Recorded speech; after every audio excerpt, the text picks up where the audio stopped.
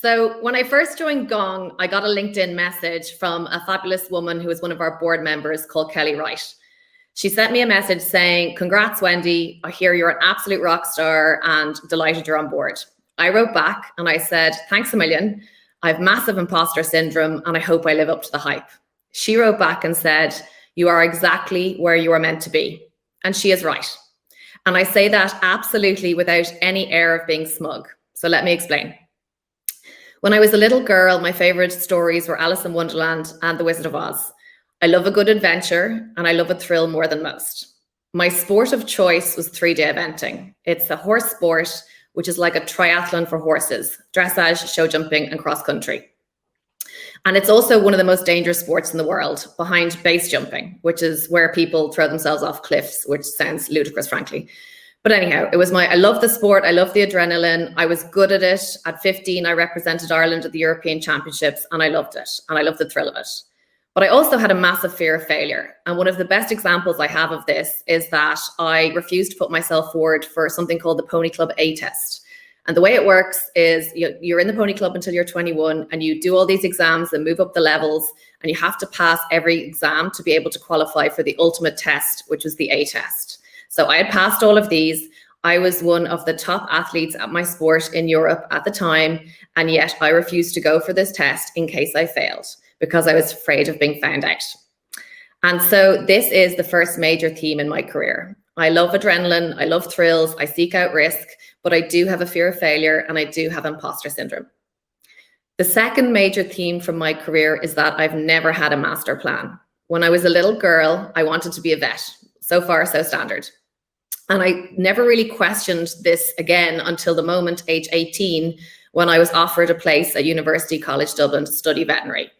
And it was a crazy moment the day I turned that down. But I basically realized that I hate science, I don't like seeing animals in pain, and I'm not particularly good in a crisis. So I wouldn't have been a very good vet. I also thought I might want to join the army, specifically the Army Equitation School.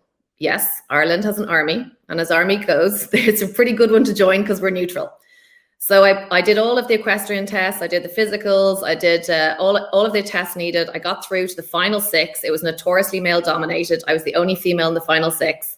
And I did this interview, which was like a scene from Train Spotting, where I'm at one end of the room and there's a panel of 6 guys in uniform at the other end. And after that, I got a letter with my rank in it to say that I ranked 3rd, and they took the top 2 guys. And so a few months later, they sent me a message when I was in college. I just started college, to say one of the guys had dropped out. Did I want the space? I did not. So I hadn't a plan. I was 18. I decided I was going to generically do business and French in Trinity College Dublin. And so at the end of my final year, I basically went along to this presentation by a firm called Goldman Sachs.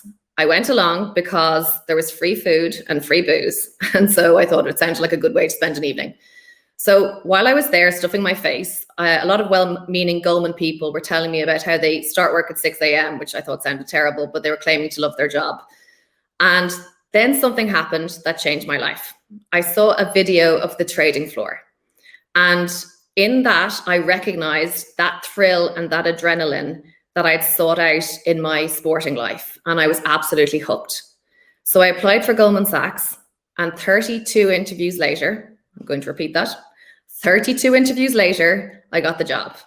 You might be like, wow, they must have been really unsure about you, but that's the way it worked. So back in the day, I was in my final year of college. I started interviewing in October, and you do a series of knockout rounds, and I finally got the gig in March. And so I joined Goldman Sachs 2 weeks after I finished college, and I stayed there for 11 years. And so would you if you thought you would have to do another 32 interviews if you left. So despite not having a master plan, I had landed in one of the greatest institutions in the world. Goldman Sachs gets a bad rap in the press. We're called vampire sucking squids and all that jazz. But the people I worked with, there's bad people everywhere. The people I worked with there genuinely worked their asses off. They were high integrity. We had fun and we worked really, really hard. And I loved my time there and I'm proud of it. I will say, while I stayed at Goldman 11 years, I actually moved desks 4 or 5 times. Within those, I was always seeking out the risk within the risk. And so when they were setting up a small and mid-cap trading desk, I put up my hand and I said, I want to be part of that. I believed, and it turned out to be true, that trading the big liquid stocks like Vodafone was going to become pretty generic, but that you would need humans much longer to trade the smaller, more volatile stocks. The machines were coming. I was also trading on the US trading desk in London during the financial crisis in 2008. Bear Stearns failed, Lehman Brothers failed. There were 2 bullets left in the gun, and Morgan Stanley and Goldman Sachs could have been next. We dodged the bullets, but we knew we were living history. It was a crazy time. And I don't know if you know that shot of adrenaline you get when you think you step out in front of a car and you're like, oh, I got that like multiple times a day throughout my 11 years at Goldman. So it wasn't the best thing for my long-term health, but I loved the thrill of it and I loved daring greatly. When I left Goldman, I made the only major plan in my career, which was that I wanted to move from finance to tech. My 2 brothers worked for Facebook and Google, and I was like, how hard can it be? Well, it turns out it was very bloody hard because nobody would give me a shot. I basically did a million different interviews. Every door got slammed in my face. Nobody knew what to do with me. My CV was weird. I was massively overqualified, supposedly, but also completely underqualified, and nobody would give me a job. So I did a digital marketing course.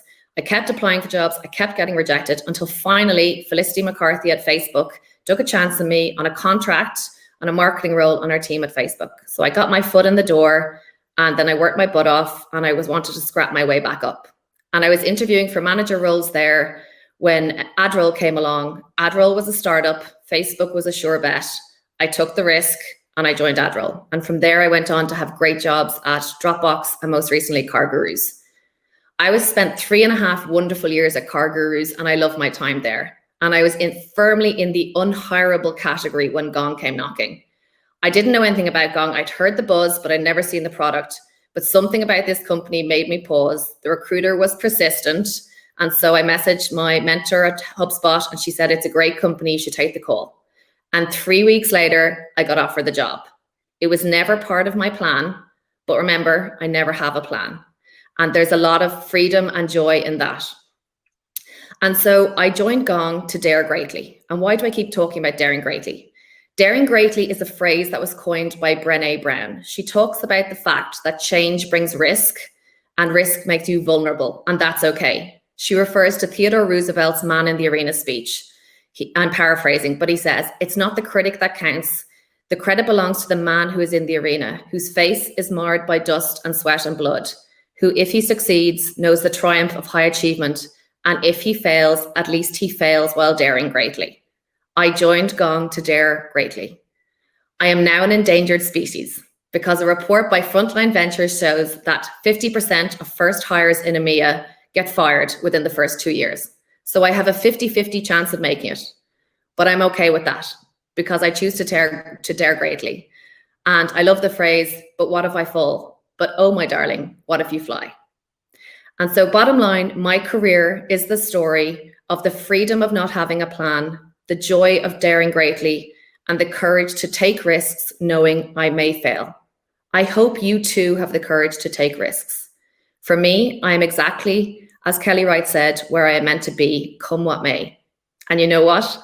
I think my old friends Dorothy from Oz and Alice in Wonderland might be pretty proud of me. Thank you very much.